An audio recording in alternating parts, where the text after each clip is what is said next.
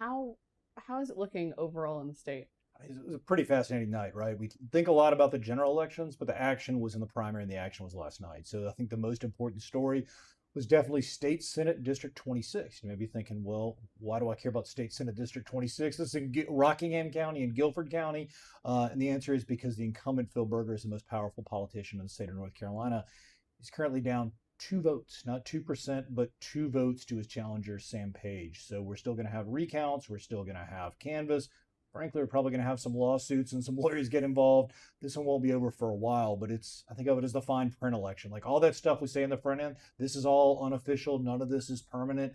That's all really going to matter here in State Senate District 26. And ultimately, it's going to determine who ends up having the power in the state of North Carolina. So that's kind of number one.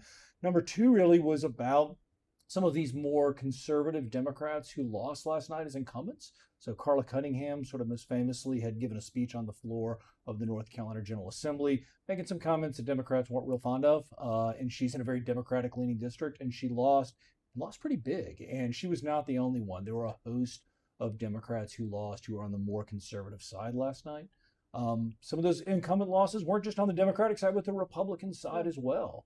So we saw Republicans like Keith Kidwell, who was head of the Freedom Caucus of the North Carolina General Assembly, also go down. So kind of a bad night to be an incumbent, I think, in a lot of ways.